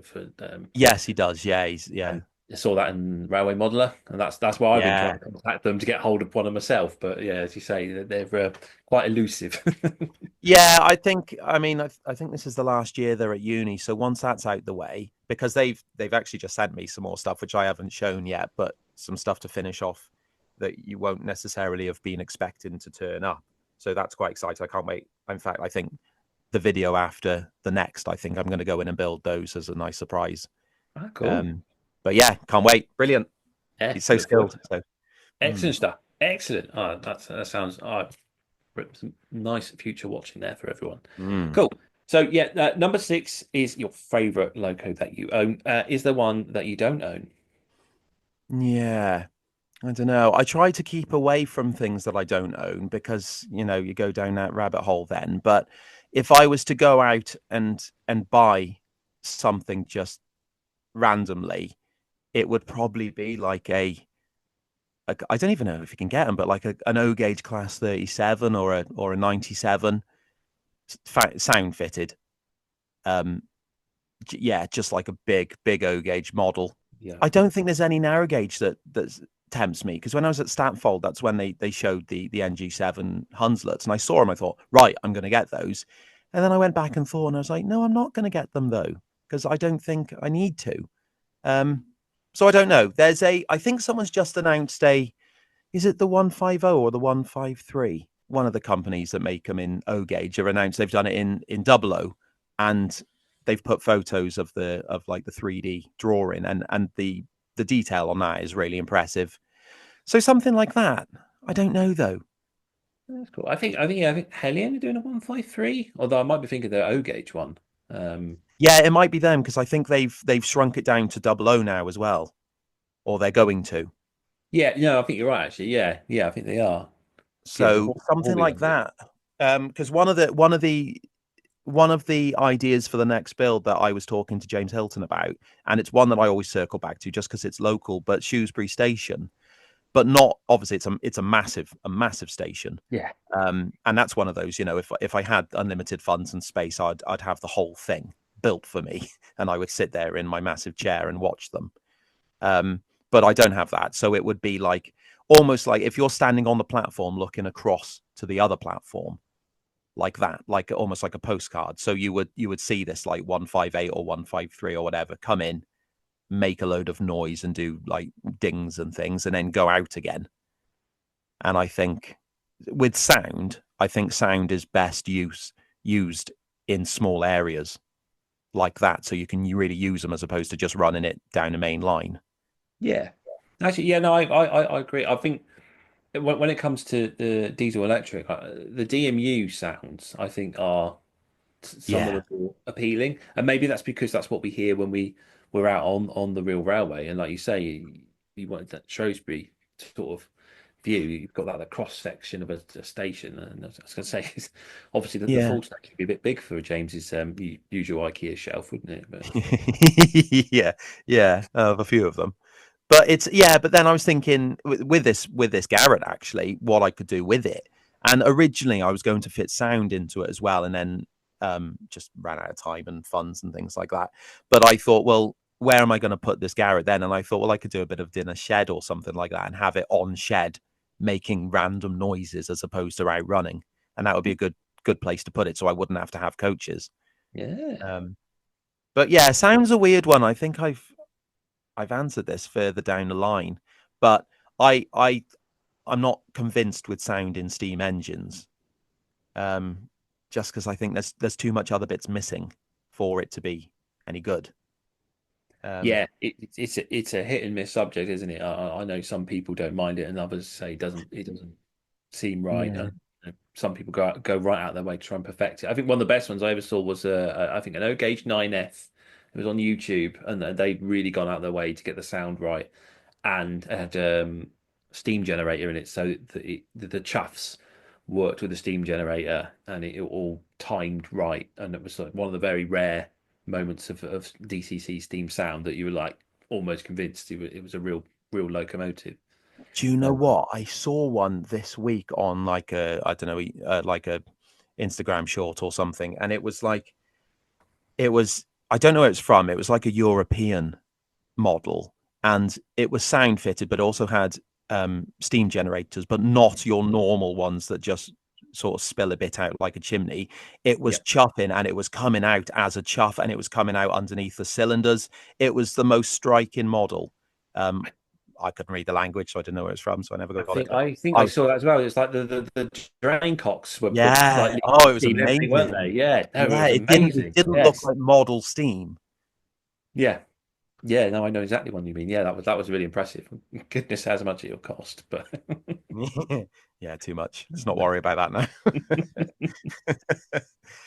awesome stuff. So your favorite loco that you don't own, Sam will make you pick one. Would you go for the O gauge? Can you get a 37 in O gauge? Hellion will provide you with one, I'm sure. They do have, right? Okay, get in touch then. Yeah, let's have that, please. Do they listen? Let's have one of those, thanks. I don't know. I think Rapido have started listening to us, or at least following us on Instagram. But okay, I've worked with the gentleman who's the British face of Hellion at a show, and I can tell you that a Class 37 in O gauge will set you back £425 whilst it's in the sale. Right. So if you put that up compared to a Garrett, though, which I was obviously. Michael sent me the kit, but that would be in theory like £80 for the body. Then the two chassis, I think I paid 100 or 120 or something for each chassis. Then all the parts for it, I'm not that far off. I think I could get that past Rhea. Well, I couldn't. I wouldn't tell her, obviously, that would be silly, but I could justify it to myself, I think, without feeling too guilty. There you go. Good. That's good. You've justified it all on the show for us. You've just ruined my marriage. That's what we're here for. Yeah. Excellent, cool stuff. Right, so obviously anyone that follows you on your channel would know that you have undertaken quite a few projects. Is there a particular favourite that you've done so far? No, still not. Because, and it's like this. You obviously it's different. It depends on your situation. I said when I built Corish, I was off sick, and it was very much something I could concentrate on. And when I did have, when I was really bad with long COVID, like I was drinking out of plastic cups because I dropped and smashed everything. My hands were really bad and really, really shaky. And I said it a lot on the videos and tried to hide it because I felt, obviously embarrassed about it. So Corish got me through that really, in a good way. And I had all the time in the world because I was off, so I could do it. So it was an easy build. Yeah. So there's that. Now Guerno is very different because I'm working full time. I really struggle to get it done. I think a lot of viewers do ask, like, how long does it take to do this? And I'm like, well, sometimes I'm up till 2-3 in the morning because I haven't got time to do it. And I don't want to now I've got videos going every Friday. I've got, unfortunately, because of my personality, not personality, condition, disorder, if they want to call it that, I can't let that go now. It's like I have to do it for a Friday. So I'm now pushing to get stuff done. So when I work on Nangwernal, it's for the videos. It's not the other way around. And also, if you've watched the videos, I've been quite negative about it. There was the issues with the moss. I've actually redone the stream 3 times. And the background, I'm on my 3rd background. I'm always looking and being very critical. But now it's coming on as I see photos of it with the scene, like the base scenery on. Obviously, there's no trees, but I'm starting to see like, oh yeah, actually, it's looking how I wanted it at this point. So there's that. But if I chose all the layouts I've ever made, the one that I always remember was my very first 5.5 millimeter layout. Now, 5.5, if you're not familiar, because it's almost like an unknown little scale. It was actually the most popular before 009 came up. It's halfway between 009 and 7mm. It runs on 12mm track, which is TT track. And a chap called Malcolm Savage took a little range off Gem and fine-tuned his kits, and he did number 2 from the TR. He did, I think, Prince from the Festiniog, couple of little things, couple of wagons and coaches, refined them, and I bumped into them at the Telford exhibition once and bought everything they had. I thought this is the perfect scale, and it really is. It's heavy enough that it looks good, but it's small enough that it fits anywhere really. And I built this layout that was called Fathu Valley, and basically it was a funny, almost like a U-shaped layout, and it came through just a single track for a good, almost, I would say, 2 or 3 meters across my bedroom at my mum's house, and it was a single track in a cutting, so you could only see the tops of the engines, and then it went under a bridge and then it went into an open quarry. And I loved that layout so much. I dismantled it in the end when I went on to building Towin Wharf. But that's one that I always think about. It was just the fact it was one line with a 1 steam engine with a coach and a guards van working through green scenery, and that was it. It was so simple. And yeah, I would say that's probably my favorite that I've done, and that's one people have never really seen, actually. Yeah, I was going to say, it sounds like a delightful little layout, and yeah, I'm not massively familiar with that scale either. I kind of remember the Gem range of kits, and I think I vaguely sort of rings a bell, but yeah, that's see, I ended up with it. Unfortunately, Malcolm passed away, and I took on the range and developed it into 55 Studios, which I then created a few more bits and added to the range and redeveloped and got it back up and running, and then passed it on to the chap who does like the end drive chassis and things like that, up in, I think he's from Scotland actually. So he's got it now, but it's still very much available. And actually, if viewers are on Facebook, you can see the 5.5. If you search 5.5 railway modelers, it will come up, and it's a really nice scale, really good quality stuff. That's cool. I'll look at that. Yeah, I'll have a look into that later just to get a better idea of it. So I like that. Thank you. Thank you for sharing. That's okay. We're going to ask you now, what is your next hobby purchase? And after convincing you, I'm assuming it's a Hellion class boat. I haven't got that written down, but unfortunately, I've got it saved on my phone now. Next, right. I need a new static grass applicator, and I've needed one. I think I've got, is it Knock that I had that from when I was probably about 14. So okay. I don't know. It's ancient, and it doesn't actually work. It hasn't worked for years. So I use it. I put the fibers in, sprinkle them out, and then have to use the Hoover to suck them up on their end. Then, so it doesn't work. But I just have to get round to buying one. I see. So WW Scenics always have sales on. I'm like, I could order one. I'm like, oh no, I'll get one next month. So I never do. So that's on the cards. However, I think realistically, from what I've heard recently, it's probably going to be Sir Handel, the Bachmann Sir Handel. Yes. It's really not far off. So, yeah. Yeah, I had a look last night actually after you mentioned it to me, because I was like, is it really that close? And Bachmann Europe seemed to be suggesting April, May. So I'm assuming the USA backman probably in a month or two time. Yeah, I think what they said was if you watch, they do like, well, I've only seen one when they announced it, which is why, especially if you watch it live. But Thomas Tuesdays they do, Yes, which I think is once a month. If you watch the next one, it's going to be on there, so worth a look in. But I think when I stayed up to watch the last one because it's America, I think it was late into the night that I had to watch it.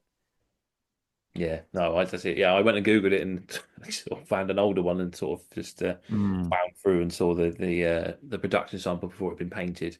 Yeah, Which is as much as I'm really concerned about because it won't be well, staying. you're going to strip it off anyway. Exactly, Yeah. it's going to be just not going to last long. Painting it. I don't need the paint. It's fine. His little face is only going to be smiling for a little bit. That's it. Yeah. So yeah, it depends what comes to it. I think the static grass applicator is probably going to be one of those things. If you ask me in 10 years, I'm going to be like, yeah, still need it, haven't got it. Do you know what? I was exactly the same. I kept looking at them and kept going, yeah, I need one. I need to buy one. And then but eventually bit the bullet because it's not quite the dopamine hitting purchase, is it? It's like, not, is it? And it is quite a big purchase. They're quite expensive. Yeah. And I have tried, you can find the DIYs how to make one out like a fly swatter and things like that. But yeah, I don't know. I think you do need them, and static grass is the way to go if you want proper scenery. But yeah, good investment. It's worthwhile when you've got it. But yeah, you have to get it. Yeah, it's a life changer, I think. It really is. Yeah. So yeah, awesome stuff. Awesome. Yeah. I'm also looking forward to the handle coming out. So yeah, and then we'll just wait and see who's got the aftermarket conversion kit. And yeah, well, see, it's not far away. Can't wait. It's the last one I'll need. Awesome. Cool. So, what is your favorite part of the hobby? What do you enjoy doing most? See, this weird because you could say it's the modeling, but actually, if I think about when I'm doing modeling, I'm usually like swearing when I'm doing it, or working away and like walking away, going back to Rian and being like, that's terrible. I have to strip that. I'll do it again. That's rubbish. So a lot of the time I'm modeling, I'm usually very angry. So I wouldn't say that. I think what I really like is you'll take a photo, or I take a photo to send to someone, and I look at it and I'm like, oh, yeah, actually, that looks good. That looks like what I want it to look like, and that satisfaction that you've managed. Especially I use a lot of natural materials that I pick up in the woods and things like that, or I don't buy a lot of commercially available products. And then to get something that looks almost, I'll show my sister, and she'll be saying, "Oh, where did you go? Is that the Tatlin?" I'm like, "No, that's in my room. That's a model." So that's a really good feeling knowing that you've managed to get it looking like how you want it. Yeah. Yeah, that's really good. Yeah. No, I think you're right, isn't it? It's that satisfaction of, and I think we're all the same as modelers. We all get to that point where we are swearing at it. We do walk away from it. We do feel frustrated with it. And like you say, you take that photo, and especially when you show someone that's not really into railway modelling, you sort of bring it up in conversation. What you do, I do a bit, and you show them, and they go, "Oh, wow, that's incredible, that's amazing," and there is that satisfaction there, isn't it? Or yeah, I did that. I've convinced you that I've made this world. And fooled. I made you look a fool. That's it. Yeah, well, I've got this is it. I've got photos for so the layout.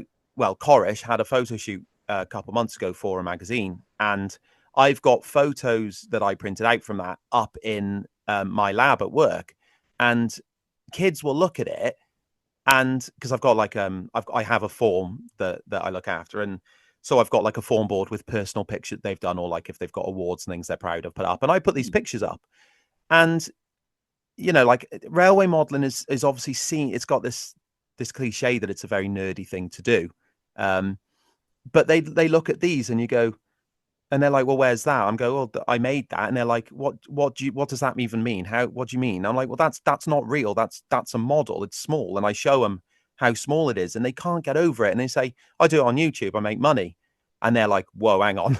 Have we got this wrong? Is football the one we shouldn't like? It's and it completely changes their perception of it. these kids that, you know, would obviously, if I said, "Oh, I'm a railway modeler," they'd take the mick, and then they see this and they're like gobsmacked. They're like, "I had no idea." But yeah, there you go. Yeah. So that's pretty cool. Yeah, no, that's it. That's I'm struggling to think who. I'm sure we've had this exact same conversation with one of our other guests, and it's not just about the trains, is it? It's about the world that you've created, and it's a piece Yeah. of art, and it's, you know, I've decided to depict this moment in time, or this place from my imagination, if it's sort of fictional, and create it. And it just so happens to have it's Southwest Max. It's coming back to me now, but yeah, I've created I've created this world, and it just so happens to have a moving train in it, and you know, and it's what I like. What I do like is, you know, it is a nerdy hobby, but nerdiness does seem to be rising in popularity. So Yeah, we will prevail at some point. So Like yeah, I said, we were talking about Pokemon before and saying, you know, obviously that's another like nerdy thing people can be into. But actually, like I went to this thing at the weekend, and you know, you see people like Ryan Reynolds, and it's like, yeah, see, see, hot people can like it too. yeah, that's it. Isn't it? Henry Cavill's a prime example, isn't he? When you get him on Warhammer or Oh, really? The Witcher and stuff like that. I mean, he's proper into it, kind of thing. And Yeah. that's No, I love it. It's great. Really that's good. it. That's it. We just need our own Henry Cavill for railway models. Yeah. But, Maybe the next series. Awesome. Right. So that's your favorite part of the hobby, and Yeah. I think you're not the only person to say it, and it's come up with an agreement before in it. That's that world building. You have mentioned that there's a possible new layout on the horizon. If you are to create a new one, what's the one thing that you'd need on it?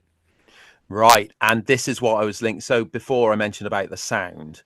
Now, I am going to have sound on the next layout, but it's the other way around. I think that a layout can get by without sound in the engines if you have ambient sound, but you can't have it the other way around. You can't have sound in your engines with no sound in the background. So I'm going to be fitting speakers into the layout. And I have done this before. Tow and Wharf, one of my last 5.5 layouts, it was a full scale model of Tow and Wharf, and I went to the wharf and I recorded for 2 hours there, just sound in the background. So I had the 158 pass in, I had crows and seagulls, and just the noise of wind and things like that, and it really added some sort of atmosphere to the layout that it wouldn't have had if I didn't have it. So that's it. It's sound, but not in the engines. If I get sound in the engines, then I'll be okay with it if it's got the ambient sound as well. Yeah, no, I like that. Yeah, there's because Hornby and Gauge Master, I think, have tried in the past. Was just like, I mean, Hornby had a little van, didn't they? You could park on a side in and just have a few background noises. Right. But you don't hear it that often. You don't hear it that often. I remember a layout. I think it was called Sand and Gravel. It was an narrow gauge layout, and it had little diesels, and it was like sand quarry, I suppose. And it would go in one tunnel and go out the other. And it was in a box, and you were so submerged in it, and it had this thumping background noise. And the diesel, actually, I don't think the diesel had the sound. I think it was in speakers under the layout as well, but it was programmed to sound like it. But you were completely immersed because of this sound all around you. And you don't see it that often. No, you don't. No, and I think that's a really great shout. Because again, you're world building. You're trying to convince that whoever's looking at it that this is real. And like you say, you've got the sound in the locomotive. You've got all that effort of making the river look like it's actual water. The grass is actually growing up. And yeah, I suppose, to me, a nice little bit of bird song in the background, I think would you've got a countryside scene, a little bit of that would perfect it. And well, you can get, I think, well, this is going back to Fathy Valley, actually, that layout I mentioned, but I bought off eBay like a CD of, it was just like relaxing yoga, like stream sounds, like a babbling brook and like the leaves in the trees. And I had that playing in the background, and it was the same. It was just generic woodland sounds, and you heard the birds, and it was amazing. And I think what the issue is railway modeling in particular, it seems to be that we model models. We don't model real life. You don't model what's in front of you. You model what you think other people see. Yeah. And you say, well, that's how they do it, so I'll do it like that. And then you get we get stuck in a cycle of doing things in the same way. And that's not necessarily the right way to do it, or the best way you could do it, or the most effective. And maybe that's what it is. You see layouts at an exhibition and they don't have sound, so you don't think to put sound. So we should start a trend.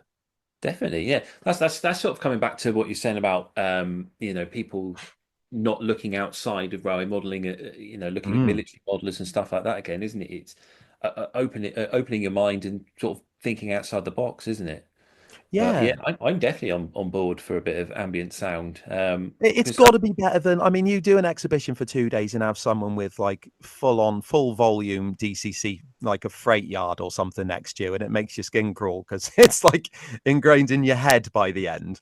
But imagine if it was all birds. Be lovely. It would, nice. yeah. No, you reminded me that I was at the exhibition in Gaydon, and there was a layout on there. I think there was like G scale, like European locomotives, and there was this express diesel going round and round, and again it was on full volume, and it just drowned the room. Yeah. And then there was a short on the layout, and it cut out, and the silence was bliss, and all the other operators in that room were just cheering. Yeah. The bloke was like, this guy was sitting next to me went, that's been running for 2 hours. Yeah, that's terrible. Yeah, but they don't have to be so loud. You have to put them full volume, do you? That's it, isn't it? In fact, scale the sound. If you stood that far away from a, like we were talking before about how close you are to figures on a layout. Well, if you scale that up to real life and you're up in a helicopter looking down on it, would you hear the engines anyway that much? That's it. Yeah, Probably exactly. Would you? Yeah, unless it was a Class 68, which I mean, yeah. where I live, I can hear them leave Banbury. That's a good 5-6 miles away. Oh my god! Wow. Yeah. Apart from them, most things you don't know they're coming until they're on the doorstep. Yeah. So there we go. But yeah, no, I look forward to that then in your next project. Some speakers out. Not far away either. That now. Ooh, exciting stuff. Yeah, coming down to it. Excellent. Right, what is the one hobby item you'd encourage everyone to buy? So it could be a paintbrush to a pair of tweezers or a digital controller. What's your suggestion? It is without a doubt my pointy tool thing that I use. If you've seen that, it's I think someone said it's professionally it's known as an engineer's scribe. I refer to it as the pointy tool thing because I don't know when I bought it or where I got it from. But it's basically like a hobby, like a hobby knife handle, but it goes down to a fine point, like a metal point.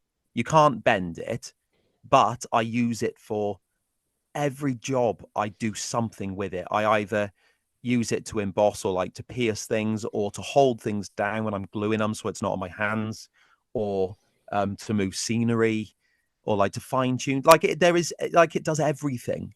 It's just like a sharp bit of metal. With a handle. A bit like a dentist tool, isn't it? It's a bit like yeah, pretty much. Yeah, I think, like I said, I think someone says an engineer's scribe, but yeah, it's brilliant, and because it's a handle of a hobby knife, you're so familiar with it anyway. So yeah, it's brilliant. Use it in everything. That sounds like a very good shout. I like that. Yeah. Someone bought one the other day and sent it, and I was like, got a pointy tool thing. I was like, very nice, very nice. I am proud. Yeah, brilliant. No. I like it. Yes, definitely. Yeah, a nice tool for nice little bit fine detail just work. A sharp, just a bit of sharp pointy metal rather, and it does everything. Cool. But yeah, that's going on my shopping list definitely. And I imagine it's not expensive either. I've looked in because one of my, I say local, one of the nearest model shops to me is like 30 miles away, so that's Chester. Which is quite a big model shop anyway. It's got like an upstairs and things, but I've never seen one in their tool section. So I don't know if you could get one from a model shop. It would be like I say, an engineer's scribe. I don't know where you would go for that. Probably Amazon actually now. Yeah, probably Amazon. Say Squires if they're ever at an exhibition, they usually have. Do they do exhibitions anymore? Yes, they do. I saw them late last year. They Okay. were at one of the Portsmouth shows. But yes, I also think it's kind of the sort of thing you'd find in like a pottery store or maybe like a hobby craft kind of thing. It sounds like that kind of Yeah. tool. Yeah, an odd sort of place, like a hobby craft or something, maybe. General Yeah, stuff. Look out for it. definitely. Yeah. I'm definitely gonna get one anyway. That's I Mm. think that's a good shout. Cool. Right. We'll move on to we usually, I think we decided to split this question now because it's always your favorite exhibition and layout, but it's sort of two questions in one. So, do you have a favorite exhibition? Because obviously you have exhibited, and do Yeah. you go visiting as well? Yeah, well, Corish. So Corish is the first layout that I've ever taken to an exhibition. So that, like, I was saying before, like, I took Corish to the Mahunkla show, which was it's only a little show in the local, um, well, it's not a leisure centre. It's like or a hall actually. It's like a cult building. I don't know what it is. Anyway, it's a room. It's only a small thing, but because I was modelling the Chorus Railway ended up in Mahunkla. So I was like, well, it seems apt that I do it there. Yeah. So that was one, and since then I've only probably done 4 or 5 as a punter or as one with an exhibit as with the layout. I mentioned the sand and gravel layout. The exhibition I saw that in was the old one they did at Porthmadog. And you're probably talking maybe 15 years ago. That it was in the leisure centre there, and it was a fantastic show. I think I went there twice, and after that they stopped and moved to a smaller premises. And then I don't know if they do it now or it fizzled out to nothing. That was really good because it was a narrow gauge specific exhibition. Other ones that I definitely put well up on the list that I would go to anyway is Rapido's new show. Their first one I took Chorus last year, but I thought for a small show, if you got to see that, considering that it was only one little hall in the market, the standard was so high of the layouts. It was, and there were traders, but not that many. So it was really there for the layouts, and they were of such a high quality. Like I felt so out of my depth there. It was amazing. Well, firstly, I don't think you should fill out your depth because I think your modelling is supremely high standard. Thank you. I set you up to say that. Checks in the post. But yeah, from the coverage I saw of that, it did look, and I was sort of ashamed. It's just over too far on the sort of southeast corner of Kent. From what was there, because I think Underground Eric was there, wasn't he? He took his layout. Yeah, and see, I've always wanted to model the underground, so I was all over that. Yeah, I do watch his videos with quite admiration of them. It's something appealing about them on the underground, isn't there? And but also, like Rapido as a company, they're so nice to talk to, and they're so happy to stand and chat. So I mean, as an exhibition, they were so welcoming, and they provided so well for us that there was so the food and the hotel and stuff. It was an absolute joy to be part of, in every angle, really. Yeah, it looked really good. Yeah, and I was sort of envious I couldn't make it. And it's worth the travel if it's obviously how far you are. It's silly, but what else did I like? I mentioned Model World Live for a big exhibition because I'm not too keen on big exhibitions. That was a good one, but that was because it was a mix of other, like we spoke before about the idea of railway modelers staying in their lane, but actually this was a merge of like army modelers and planes and tanks and lorries, and that was really nice because it really felt like a mix up. Yeah, I really like that. Fresh. I thought it was really good. I thought it was good to and we spoke about it after I'd been, and I was like, the only things I would ask for if they did it again was maybe branch into the Warhammer stroke gaming side of things, and I think Scalextrics as well. I felt Scalextrics would probably have some representation there as well, just to really show off, all aspects of modelling. See, I went there again. I said before, like I'm very isolated in my modeling that I don't know many people, but I bumped into Laurie there and ended up going around with him and his crew. And that was, I mean, I think that made it because we had such a good time having a laugh and stuff. So that really made it good as well. The other one was Statfold, but I don't think they're doing it anymore. I think there was the idea they're going to do one last one, but I think that's been called off. So that's the end of that. But that was nice. Yeah. That was a good one. I think Tony announced he wasn't going to be doing it this year, which is a shame because it's the one I've always wanted to go to, and it's always been either too close to a family birthday or work commitments. So. Well, I ranked. That was the first time I'd ever been to Statfold anyway, and I mean, it's like a mecca, isn't it, for navigators? It's a fantastic place. And I rang my wife, and I was like, "You need to bring the girls up. They would love it here anyway." Because then, like I say, they're not bothered about trains, but they would have loved being there with the the rest of the stuff. So definitely going back anyway. That's cool. Yeah, in terms of layouts, though, I think one that I have seen online, but I really enjoyed watching in real life was the Yard, which I think has come up on one of your podcasts as a point anyway. But it's the one that has the remote control lorries and crane and things like that as well. Yeah, I know that was at the Rapido event, and I was in awe of that. Absolutely in awe. Yeah, I mean, the skill, and like it's so funny because you're watching them reverse, like. I wouldn't reverse through there. And I was like, oh, they've done it in remote control. That's incredible. Yeah. So yeah, put me to shame. I can't even do a real car like that. And there you are doing it for remote control. Honestly, if you see that, have you seen that in real life, that layout? Yes, yeah. I think it was Ali last year. Superb. Absolutely. Do you know what? It's the only of all the layouts I've seen, it's the only one that I thought like I would do inhumane things to get hold of it. Like I want that layout. It's just, it had so much going on. Yeah, I love it.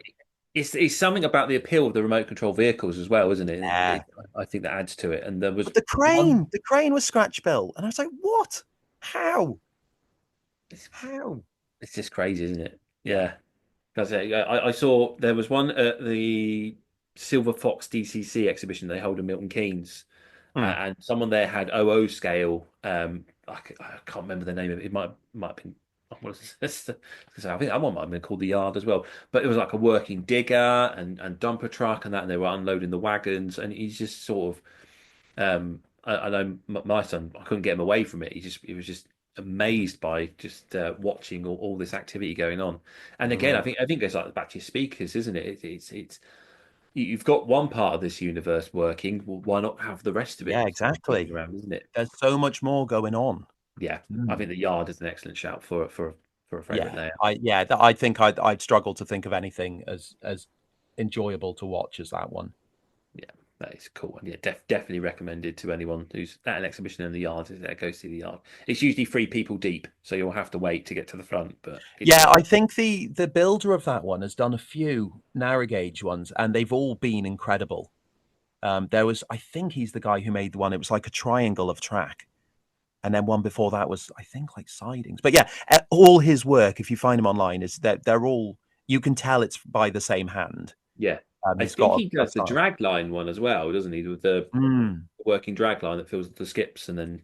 Right, yeah. Oh, I wouldn't be surprised because it's like micro engineering, isn't it? It's really a different level.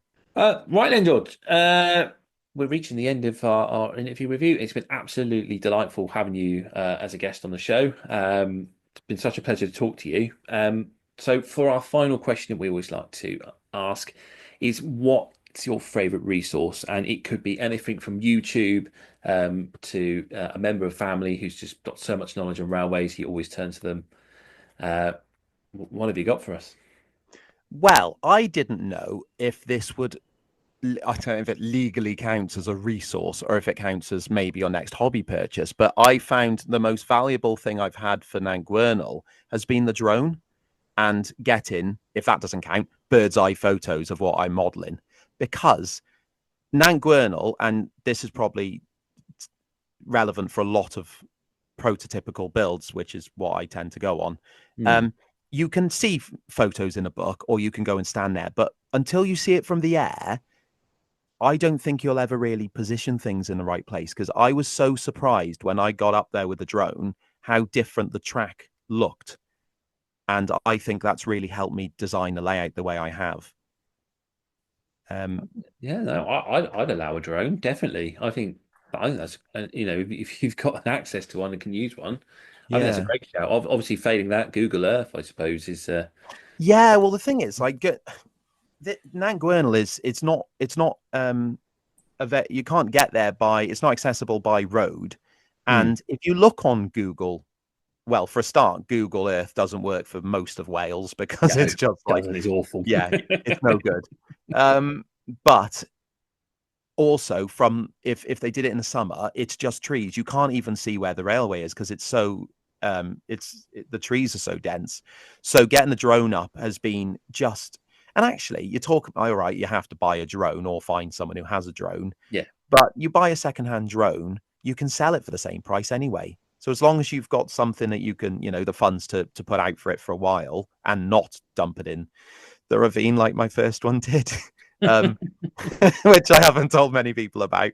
But yeah, it's been amazing, and I've managed to take the photos from it and produce a panoramic shot of the whole of the area as a bird's eye photo, and then plan the layout to it. And it's been absolutely invaluable. I tried doing it before the drone, and I just couldn't get it right. It always looked different depending on which photo I looked at and the angle. Yeah. So yeah, absolutely invaluable. I think it's a really good shout. And obviously, I'll just put my Network Rail hat on for a minute. Obviously, if you are planning on getting a drone and flying it over the railway, make sure that it is a legal and safe flying zone. Good point. And actually, if you use one like my DJI, I use the Mavic Mini. If you know the area around the Tat Lin Pass, you've got the Mach Loop where they fly the military planes. Okay. It's a really famous cut-in for where people, the plane photographers, are real close to these fighter jets and stuff as they go past. So it's an important thing to remember. But the DJI actually won't let you physically take off if you're in a fly zone. You can't do it. Okay. Yeah, so it will restrict your flying in any way that it can. Nice. So yeah, no, it is something definitely. And also, people are weird about drones. So I did film galas, and locals don't like drones because they think you're snooping and things. So you've got to be careful and sensible with them, obviously. And with like the Tat Lin, obviously, I got permission to do it round there. Yeah. But yeah, when you got all that out the way, it's really good. Yeah, definitely. Yeah, no, I think that's a really good shout. My brother, he's got one, so he usually provides me with a few aerial shots. That's sort of what I use for my YouTube intro credits. And but yeah, like you say, they are. You do get that sort of the same view, I suppose, you get as the spectator to the model railway would see anyway. Yeah, that's probably why it works so well. So yeah, no, yeah, I think that's a great shout. Yeah. Well, there you go. That's your choices for people out there. They can get themselves a nice little engineering scribe for a couple of quid, or they can pick up a 300, 400 pound drone. Yeah, take your pick. Excellent. George, thank you very much for coming on the show. It's been an absolute pleasure talking to you. And if people do want to find your work, where can they find you? Yeah, thank you so much for having me on. It's been great. And it's been, I've got parents' evening tomorrow night. So this has been a real, take my mind off the stress of that. This has been really, really good fun. So I appreciate you letting me on. Where am I? I'm on YouTube, aren't I? Yeah, that's it. George Williamson, or G Williamson Models. I am, obviously, we've been going on about for hours now, is that I'm a narrow gauge modeler at the moment. But yeah, come and have a look. I try to have a laugh because, that's how I am anyway. They're quite relaxing videos. People seem to think I need to go into ASMR, which I don't know about that. I feel a bit weird about it at the moment, but maybe one day you can sit and watch me make my trees for Nantgwernal. That's probably going to take years. But yeah, I'm also on social media. I think I'm on as just George Williamson on Instagram and things like that. I don't post too often, but if you want to see pictures that I try to take arty photos of the builds, then check it out. But YouTube's the place to be. G Williamson Models. Excellent. Thank you very much, George. We're going to take a short break now, and me and Sam will come back with the exhibition diary and social media shout outs.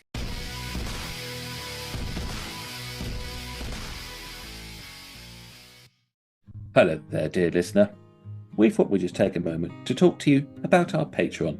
For the last few weeks, Sam has been putting out an advert impersonating David Attenborough, trying to entice you to give us your money. And you were right not to do it. But now we ask you from the bottom of our hearts to follow us on Patreon.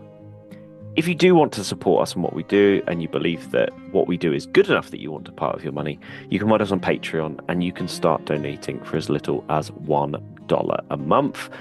It's in dollars, it's in freedom credits, however you want to say it, but eventually it will just take the pounds from your bank account. And if you do want to support James and myself, head on over to Patreon. There's varying levels and tiers that you can do, and there's even a tier where I'll weather stuff for you, and James gets the benefit of it. So why not support us on Patreon today? Indeed.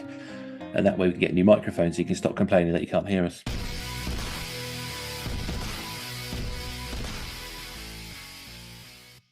Right, we're back then. And that was our chat with George Williamson, which was a delight. Absolute delight to talk to George. Really nice person. And Sam was a little delayed before we started recording. So I got to talk to George for a nice bit chunk of time beforehand. Got to know him really well. Really nice guy, really lovely to talk to. So yeah, absolute pleasure, and I'm so glad he came on the show. So thank you, George, if you're listening. Yeah, I will also say, from my point of view, the easiest interview to edit that we've ever had. Because I sit with the interviews, because I sit there and don't talk as much as I do when it's me and James having a chat. I sort of sit back and I take notes and I go, right, okay, I need to look at here. And I was sort of sat there and I was like, I'm not writing anything down. And then when I went to edit it, I was like, oh, this is almost, I think the only thing was there were a few like sort of slightly long gaps. And I was like, well, I haven't edited in a while, so I'm going to cut this one down. So actually, from a post-production point of view, George, you made my life really easy with that interview. So thank you very much. Yeah, thanks, George. I like you, hey, Lyndon. Eh? No, because you've mentioned him now. We had a week off of talking about him. I just thought it was a running joke. Oh. He likes getting mentioned. He feels old Cranky the Crane. So.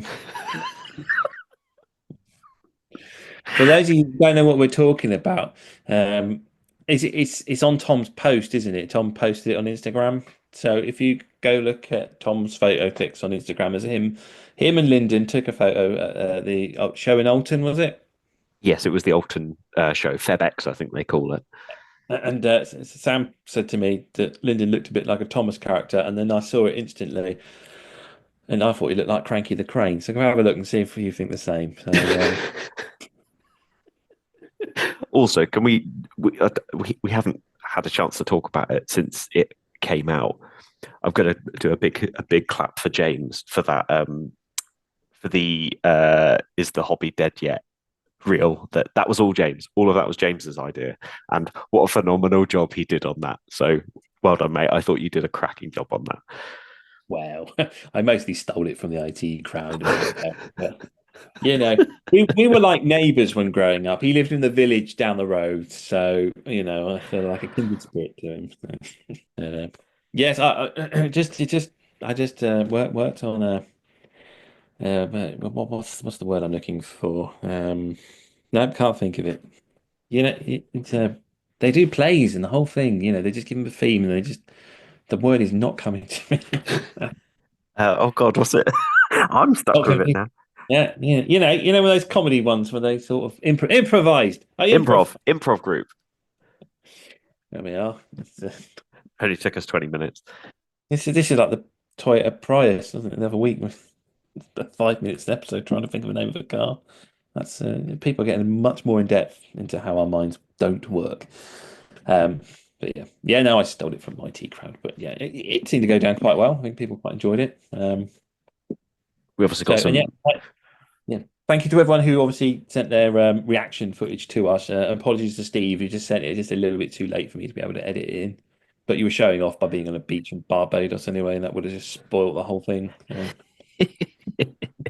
Yeah.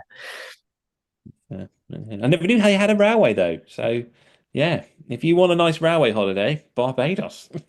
And it's narrow gauge. It's the Barbados narrow gauge railway. Oh yeah. Sugarcane, I think. It originally was Yeah, a it's a sugarcane supercar. Yeah, railway. they do have a lot. Yeah, because I think there was a lot of it around there. Jamaica had a lot of narrow gauge sugarcane railway as well. I think Cuba as well. Um, the Bond book Man with a Golden Gun is the final scenes are based on the sugarcane railway, which is quite disappointing when you watch the film and there's no trains in it whatsoever. So there we go. Shall we go to the exhibition diary? Yes, let's. 15th and 16th, then, the New Mills and District Railway Modelers 49th Annual Model Railway Exhibition at Chapel in Lefurth Leisure Centre at Long Lane, Chapel in Lefurth, Derbyshire.